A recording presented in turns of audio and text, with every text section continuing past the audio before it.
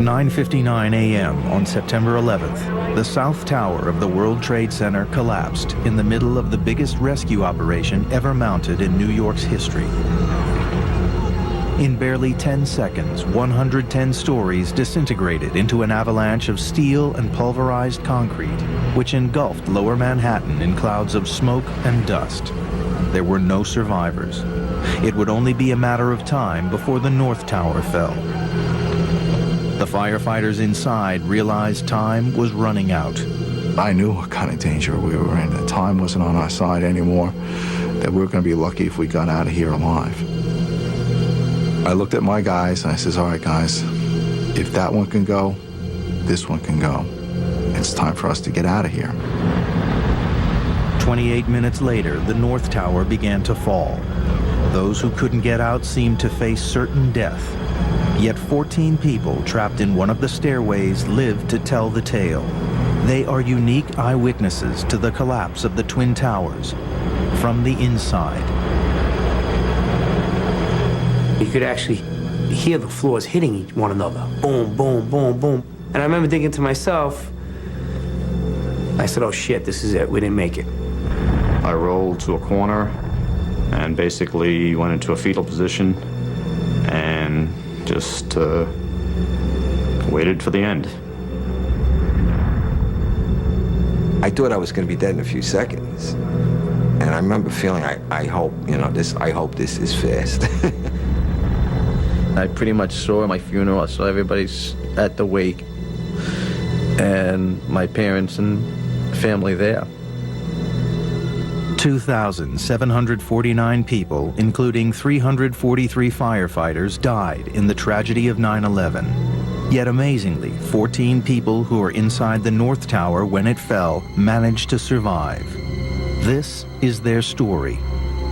The miracle of Stairway B.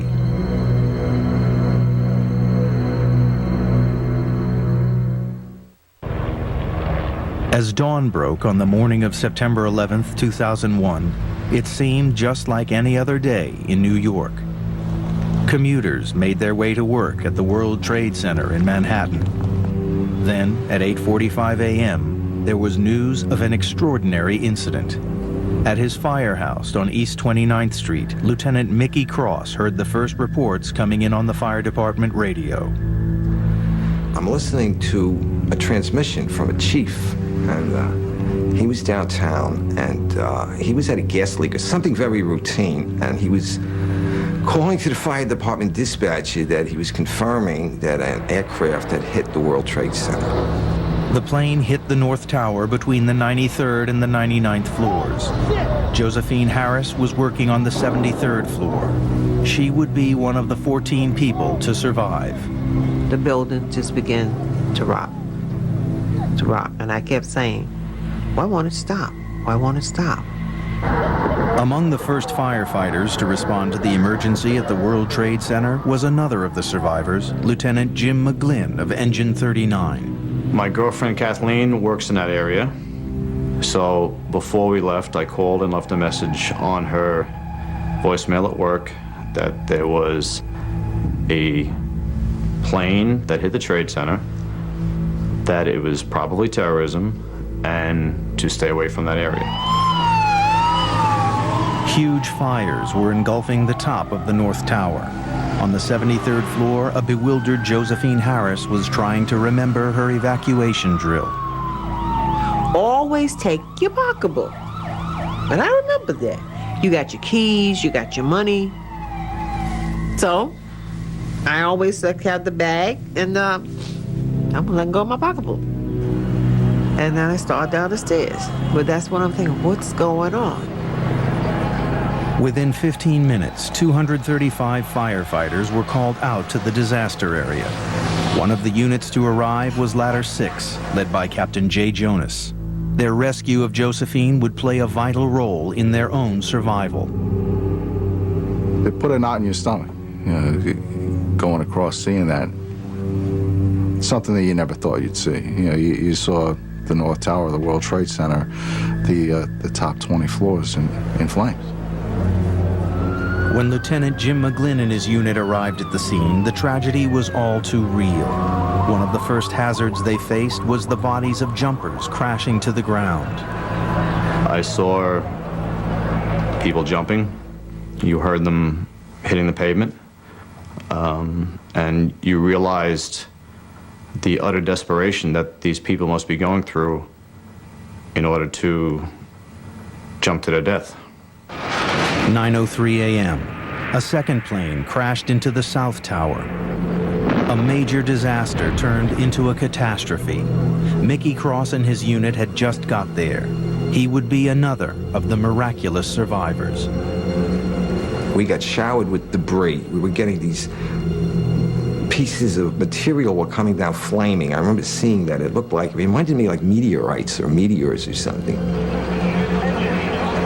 We all got off, we got our equipment, and I kind of huddled everybody together. We had it kind of like a little pep rally, pep talk, something. I wanted to say something to the guys.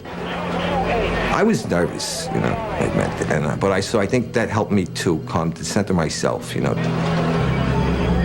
9:10 a.m. More fire units were arriving. A command post had been set up in the lobby of the North Tower, where the fire chiefs directed operations. Jay Jonas was one of those given his assignment by Chief Hayden. As they came in and we gave them their assignments, you could almost look in their eye and realize that they themselves knew that this was going to be very risky and very difficult for all of them. I gave them a salute, and I walked over to where my firemen were waiting for me. And I walked over to them and I said, all right, here's the deal. That's a raw deal, but this is what we have. Chief Jonas came back over, and I'll never forget these words. He just said, boys, they're trying to kill us. Let's go. And, you know, you really don't have a choice. You know, you that's what we get paid to do. You go. New York's firefighters were facing the biggest and most treacherous high-rise fire in history. Nothing could have prepared men like Jim McGlynn for a disaster on this scale. Every fire has its challenges. Every fire is a little bit different from the other. But this was totally uncharted water. Knowing that this fire was being fueled by jet fuel, you knew that you were going to have to improvise and deal with it when you got up there. With the elevator shafts destroyed, just getting up to the 90th floor was a daunting prospect in itself. James Eftimiardis was one of Jim McGlynn's men. At that moment, I was thinking, God, we have to walk up 90 flights of stairs with all our gear and get up there. I was supposed to go home 6 o'clock that night, and I knew that wasn't happening. 9:25 a.m. The fires in the North Tower are blazing out of control. By this time, Josephine Harris has made it down to the 60th floor. She suffered no injuries from the explosion, but was slowed down by an old injury to her leg. Around the 60th floor, I looked at the number, and it's G, 60. And I stopped. I told myself, don't look at the number of floors anymore. And I didn't, and I kept going. By now, the fires, fed by jet fuel, were consuming the upper floors of both towers. In the South Tower, the temperature rose to 1,300 degrees Fahrenheit, causing the steel framework supporting it to buckle. But the firefighters were unaware how close the towers were to collapsing. It took us about an hour to get to the 31st floor. And we were regrouping there, and at that time, the building shook so violently that you couldn't stand up. Everybody had to hit the floor. What had caused the building to shake was the catastrophic collapse of the South Tower beside it. But the firefighters inside the North Tower were unsure what had just happened. Many of their radios weren't working, and the huge dust clouds made it almost impossible to see anything outside. I thought the elevator may have been coming down the shafts. Maybe they cut loose and they were coming down the shafts, and I was right near the open shaft, so I was a little concerned about being sucked into the shaft. I'm thinking if the elevator's coming down, it's going to create a vacuum and I could be pulled. You know, this is what was going through my mind.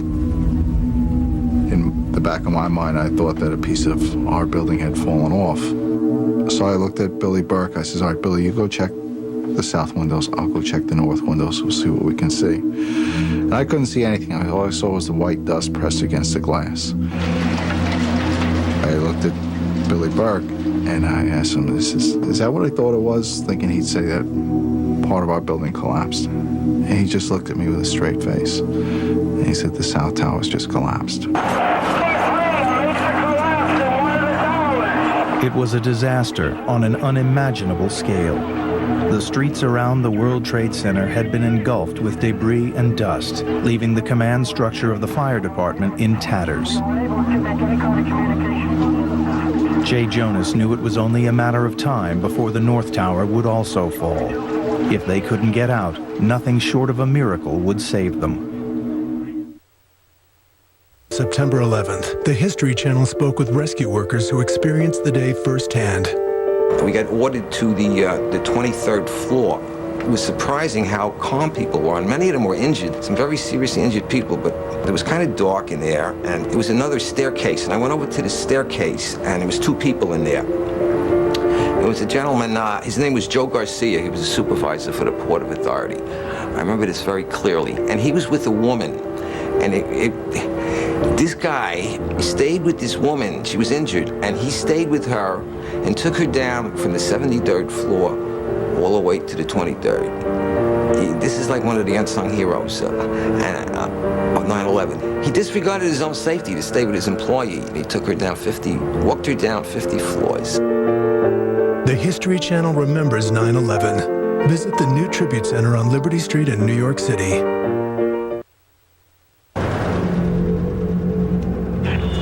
In the aftermath of the collapse of the South Tower, dazed firefighters were trying to regroup and get to grips with the catastrophe they faced.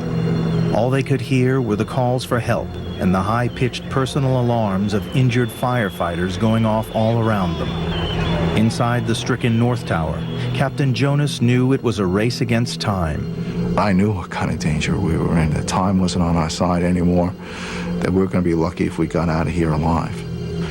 So I looked at my guys and I says, all right, guys, if that one can go, this one can go. It's time for us to get out of here. We weren't running. We weren't even really moving all that fast, you know. We were basically at a very steady pace. We stayed together and we were working our way down. I thought I was very clear to my men that the other tower had collapsed. But I didn't find out till later that they really didn't understand what I was telling them. The whole way down, he was like, he just said, come on, guys, let's keep moving, let's go. A couple times we'd stop and we'd look around, you know, maybe take a look on a floor. Come on, guys, let's keep moving. 10:15 a.m. Captain Jonas and his Ladder 6 crew had reached the 15th floor when they ran into Josephine Harris on stairway B. Even though her office manager was helping her down, her leg was so bad she could only move at a snail's pace. Every fiber in my being was telling me, keep going. You know, you're wasting time. Get out of this building. And I turned around and said to Captain Jonas, I said, what do you want to do? And he said, grab her, let's go. Somebody told the manager that was with me, because he stayed with me, that he could go. They would take care of me. This was Ladder 6, and we start down. I'm getting more and more tired. It's really getting to me now. I helped her as much as I could, and we moved down, but it was a very slow process. She was, her legs were giving out. She was just all beat up. I'll be behind Billy Butler. I said, Billy, can you move a little faster? And my speech would be slower and more deliberate. Inside, I'm screaming. We got to get out of this building. We got to move faster. We got to move faster. So we're not going to make it. It was 10:24 a.m., 25 minutes after the collapse of the South Tower. Captain Jay Jonas and Ladder 6 had helped Josephine down to the 4th floor. Then they ground to a halt. Once we got to the 4th floor, Josephine Harris couldn't stand up anymore. And she told us to leave her. We weren't going to leave her. And I'm really, really tired now. And I think I said something to them like, leave me. I want to sit down, because I wanted to sit down. And they could just leave me. It's that clock ticking that, we don't have any time. Every second that passes by is a second closer to us not making it out of here. While Jay Jonas and his crew were stuck on the 4th floor with Josephine, rumors that the North Tower was about to collapse sent everyone running for their lives. Lieutenant Jim McGlynn had got to the ground floor. Then he discovered a colleague, John Drum, was missing. I told the guys, I said, all right, you guys stay right here. I'm going to walk in and see if we can go back and find John. So I walked back into the stairwell and walked up a couple of flights. But James Eftimiardis and the crew of Engine 39 followed Jim into the stairway. As soon as I got into the stairwell, you heard creaking of metal, and you just knew that the building was coming down. It was so loud. That's when the building began to shake again. And you knew exactly what was going on this time. There was no doubt, because you heard the floors landing one on top of the other. Every time a floor hit another floor, it would not only make a noise, but it would cause tremendous vibration. So we're being bounced up and down off the floor, hearing this collapse coming closer and closer. Mickey Cross was caught on the 2nd floor. My helmet started flying off my head. I had forgotten to snap my helmet. So I grabbed my helmet. I guess instinctually, I just pulled myself down into the corner. The collapse of the North Tower created a massive rush of air. I was blown down 6 stories down to the 1st floor, and all I could remember while I was being blown down was, oh my God, oh my God, oh my God. There wasn't any time to think about anything. The 110-story tower disintegrated in just 10 seconds. It was that fast, yet for me it was kind of slow motion too at the same time. And I remember thinking to myself, I said, oh shit, this is it, we didn't make it. Faced with what seemed like certain death, the trapped firefighters thought their last thoughts and prepared to die. In those 10 seconds, I was like, well, I'm 33. What have I done with my life? Worked almost all the time. My wife is going to, be a widow now. And I pretty much saw myself. Pretty much saw my funeral. I saw everybody at the wake at my funeral, and my parents and family there. You think about everything, I guess, that you haven't done in your life. And you realize that, is this it? Are you going to make it out of here? And I was just too young, and I have too much more to do with my life than for this to be it. I thought I was going to be dead in a few seconds. And I remember feeling, I hope this is fast. Because I had a fear of being trapped, like say with a broken back or severely injured, and still being conscious and alive. It was strange, but I was at peace when the collapse actually started. So whatever's going to happen now is going to happen. And I hope it doesn't hurt too much, but the fear was gone.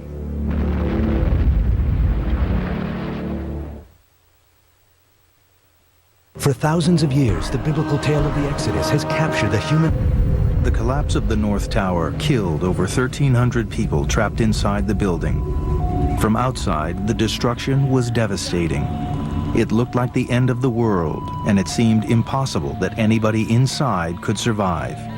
Yet miraculously, the men of Ladder 6 were still alive, buried under the remnants of Stairway B. I could hear Mike.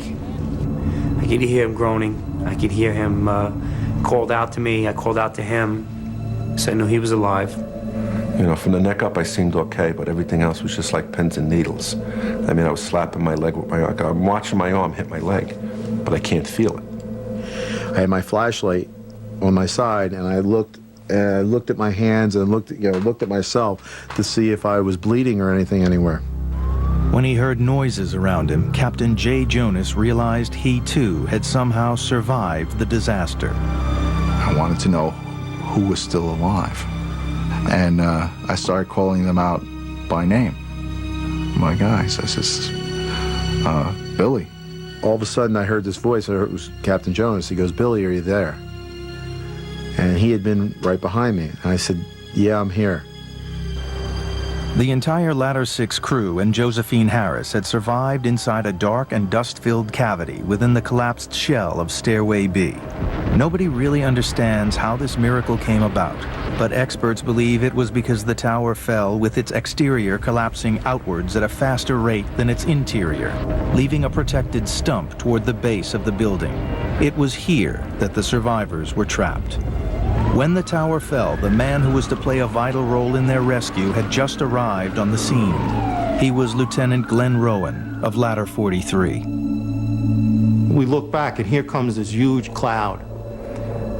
And we ducked in this little alleyway, and the cloud just went flying past us. And I'm thinking, okay, we're in pretty good shape, but I look to the side, and the cloud is coming now from the east side, too, to totally envelop us. It was lights out. It was completely black.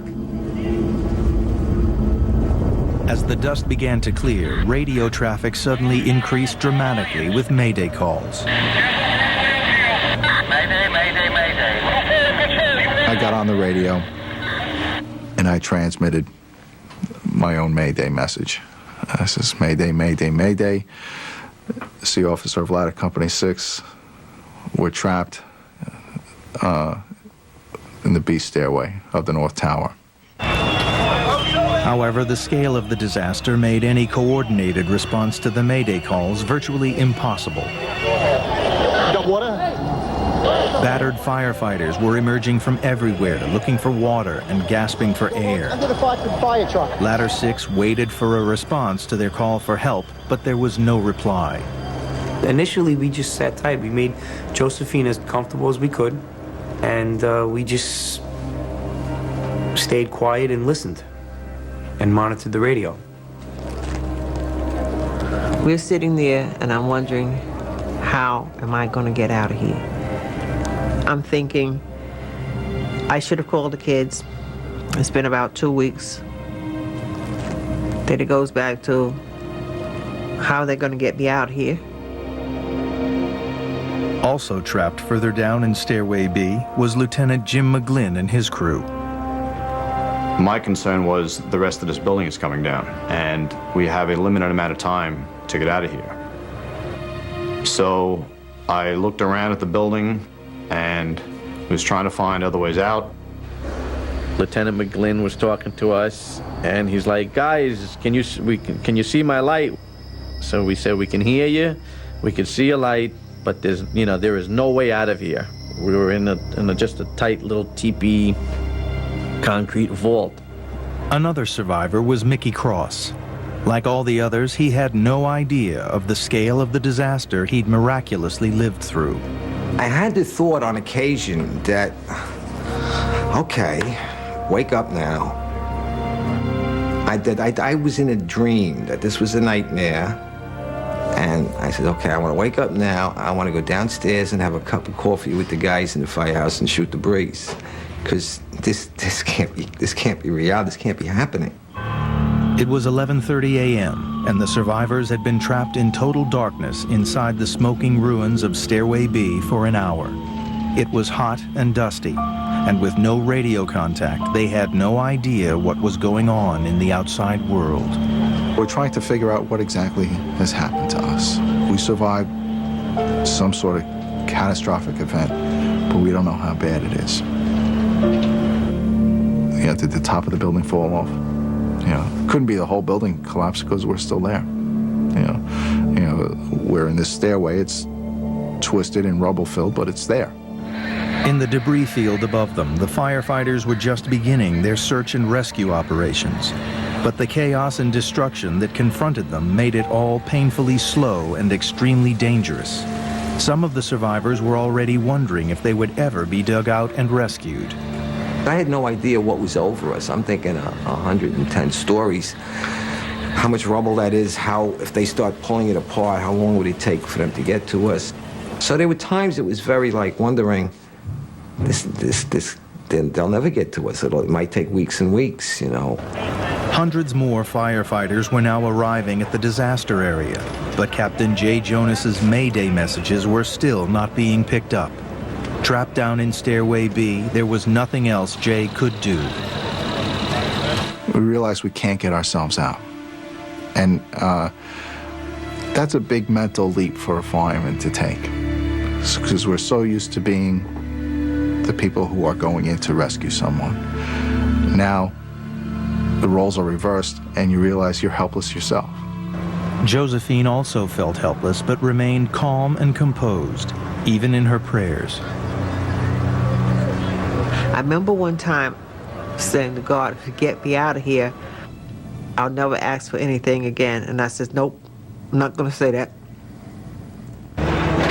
It soon became clear to the outside world, however, that there would be very few survivors. Those who feared their loved ones had been killed when the towers collapsed desperately tried to find out if they were alive. Mickey Cross's girlfriend, Christine, telephoned his firehouse. She was told he was missing. I started yelling at the firefighter who answered the phone. I was saying, what do you mean? What do you mean? He's just not back from the job yet. And then I came out of my little denial and I said, listen to me, I'm calling this disaster a job. And then I went out to look for him. Strict security measures made it virtually impossible for family and friends to get anywhere near the World Trade Center site. So Jim McGlynn's girlfriend, Kathleen, went to his firehouse for any news of him. I just started asking a lot of questions, and I said, well, can you at least tell me when they responded? And at first, they just weren't sure, or they just didn't want to tell me. And then one of the firemen came up to me, and he said they responded at 8:52. And it was then that I really started to fall apart, because I realized if they left at 8:52, they were down there. And I knew what happened. Shocked and traumatized, the nearest and dearest of the victims could do nothing but hope.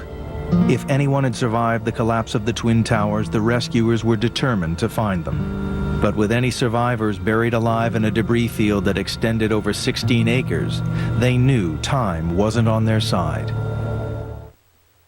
How does it...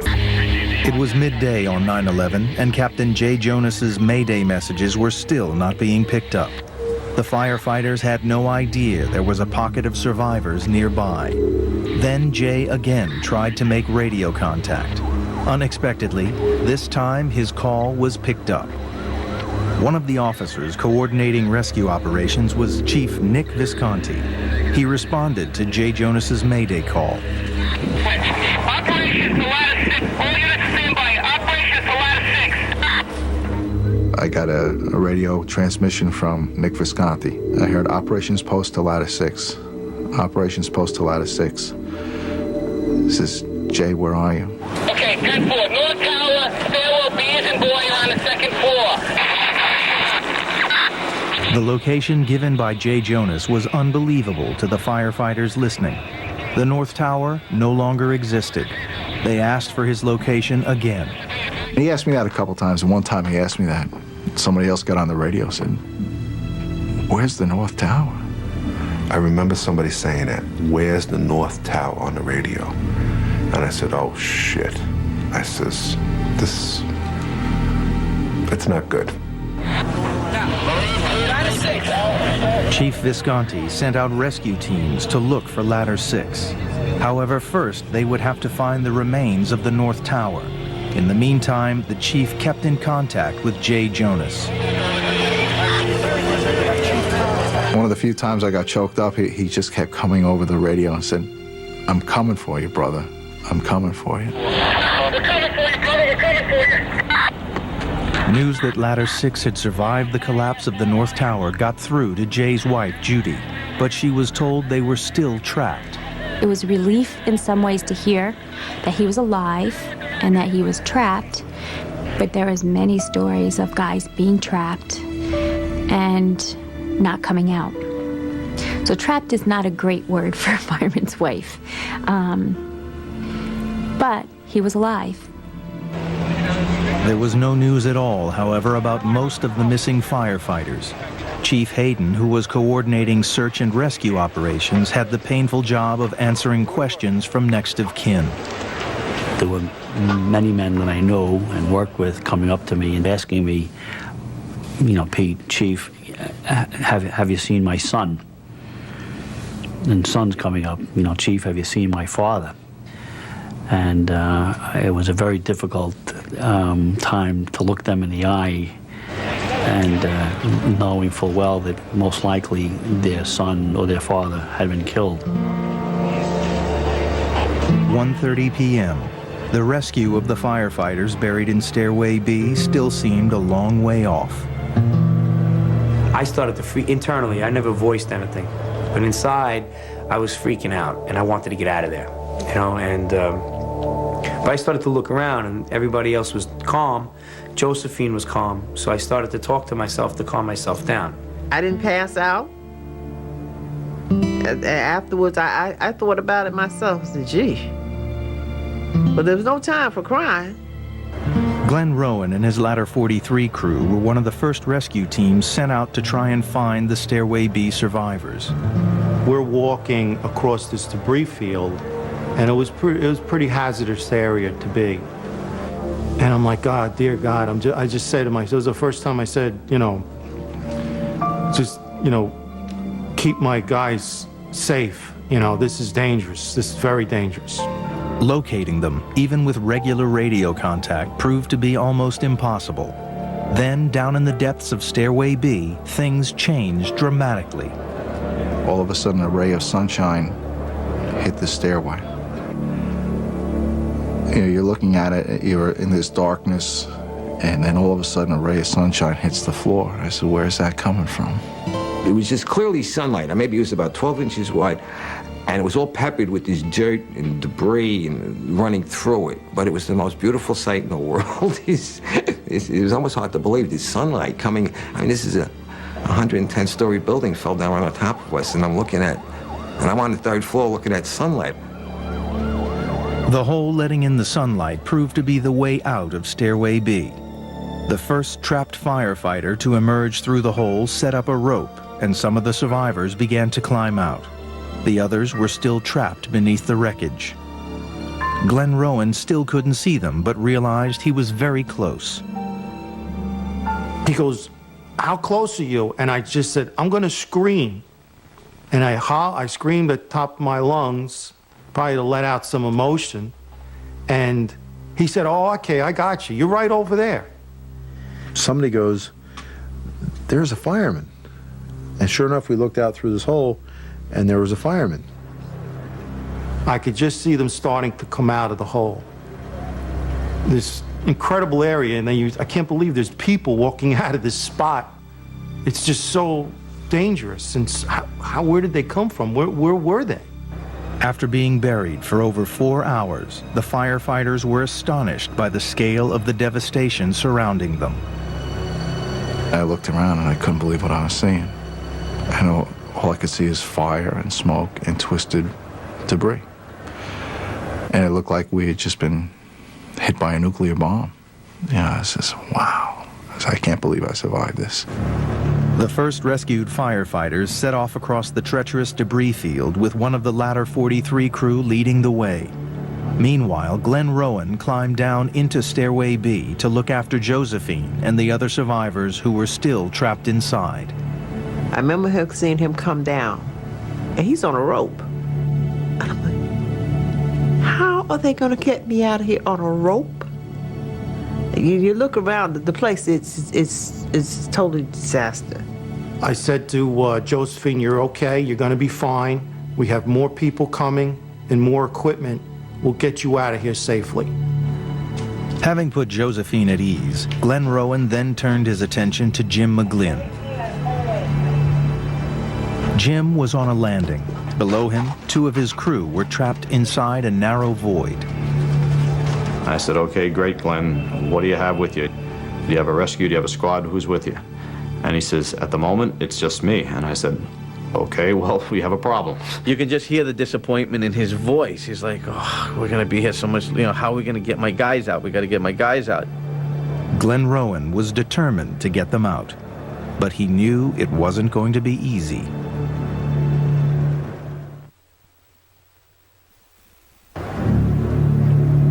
At 2:30 p.m., the first group to be rescued from Stairway B began to make their way across the treacherous debris field of the ruins of the World Trade Center. There was no solid footing there. This was just twisted, bent up beams. It was somewhat cut. There was sharp edges, but there was nothing solid.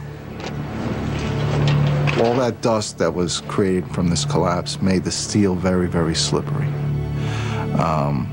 If you put your foot on it, it was almost like talcum powder. It wasn't easy. We had to go up and under concrete and twisted steel, and some of it was hot, some of it was smoldering, and it was sharp edges, and there were voids everywhere. And we basically just stayed together. We took our time. We crawled over this debris field.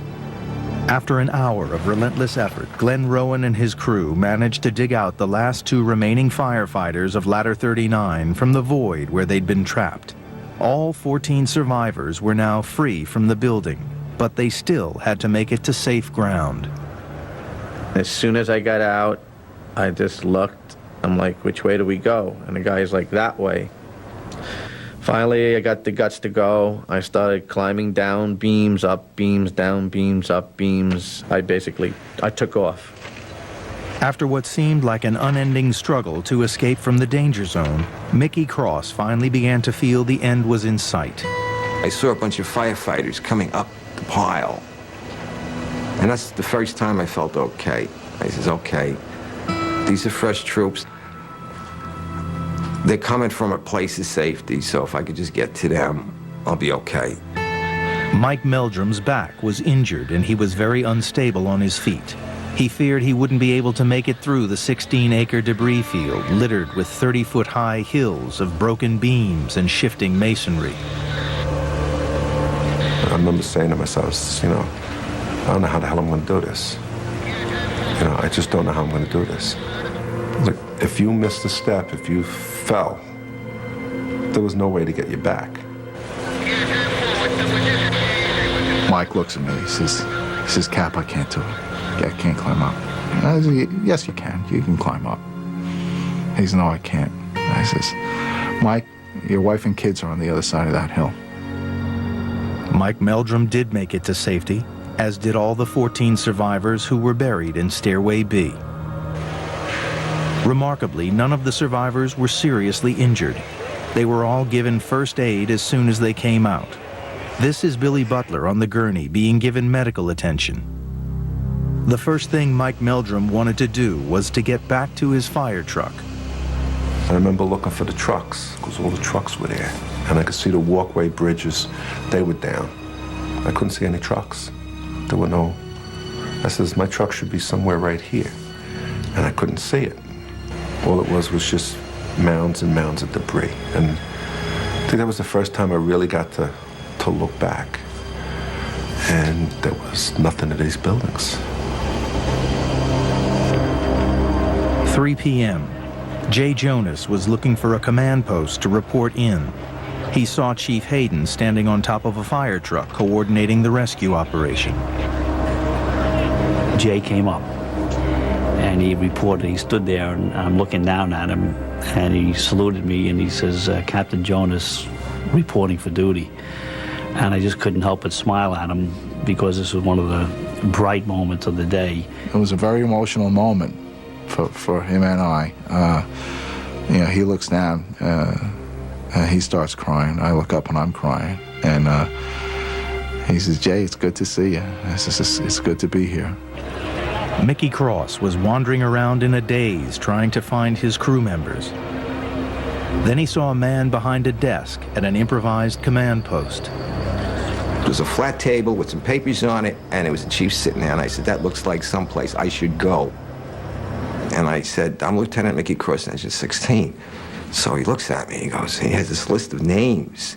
He goes, oh, geez, we have you missing as presumed dead. You know, he says, no, I'm here. And then I asked him, I says, where's my company? Did they all get out okay? All of Mickey's crew were out of the North Tower before the collapse occurred and survived. But Mickey's girlfriend, Christine, had no news of his whereabouts and was searching for him at Ground Zero. The condition of the men that I saw and the women coming out of there, it didn't look promising. And it's, you know, 3 o'clock-ish, and still there was no word about Mickey. Jim McGlynn was receiving first aid and worrying about the other firefighters in his unit. I just went over and I got myself checked out, and I had a lot of dust in my eyes and glass, and I guess when they washed them out. Nobody was sure of where people were, of the magnitude of our losses. There were estimates of 100, 200, 300 dead, but nobody was really sure. All the men in Jim's unit survived. And at last, his girlfriend Kathleen got the news she desperately wanted to hear. Jim was safe. I felt my whole body just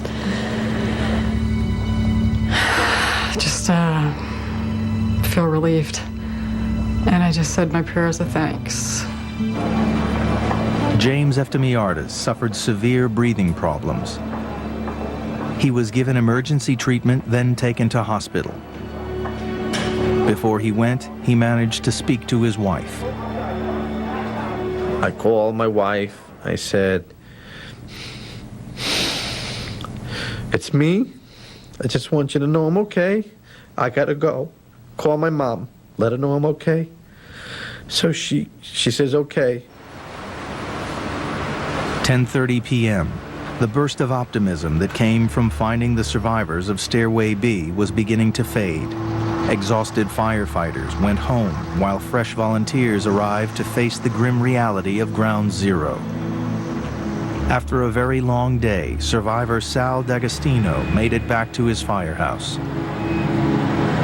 Well, we get back to the firehouse, and we walked into the office, which is right off the apparatus floor, watching it on TV, and that's when we really hit us the magnitude of this whole thing. I went upstairs to take a shower, and I basically was in the shower, and that's when I kind of broke down. I started crying in the shower, and shaking, and just a mess, basically. After a long and difficult rescue, Josephine was given a medical checkup. Then she went home. And when I got home, I looked at myself in the mirror, and I had to take some steps back. I was shocked at what I looked like.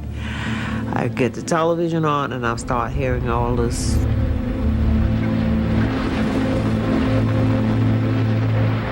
And I lost it. I just lost it right there in the middle of the floor. Just unbelievable. For hours, Mickey Cross aimlessly wandered the streets in a state of shock. Later that evening, he returned to his firehouse, where he was reunited with his girlfriend, Christine.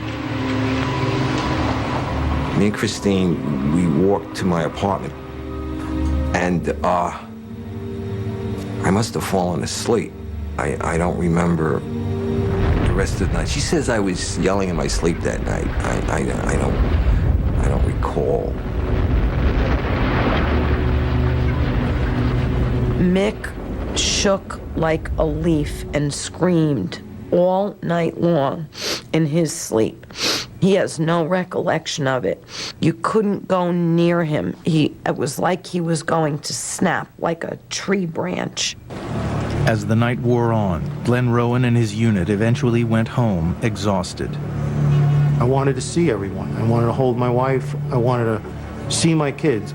They were all sleeping, of course, but I just wanted to spend some time in their rooms, just being so fortunate that I was able to do this. And so many of our guys aren't going to be able to do it tonight. The miraculous survival of the 14 people rescued in Stairway B was one of the few moments of hope amidst the tragedy of 9/11. Their story bears witness to the extraordinary courage and heroism of New York's firefighters on the darkest day in their history when they lost 343 men. You have to remember these men, not just as firefighters, but taking them as they lived their lives. They were sons, they were brothers, they were husbands, they were fathers, they were friends, they were family men, and then they were firefighters also. They lived lives of responsibility, they lived lives of courage, they lived lives of dignity.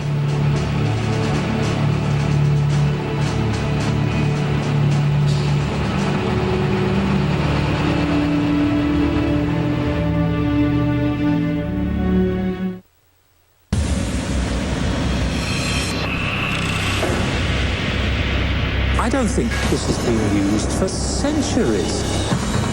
Out there is a whole lost world. An all-new series that brings to life these lost worlds. Next on the History Channel.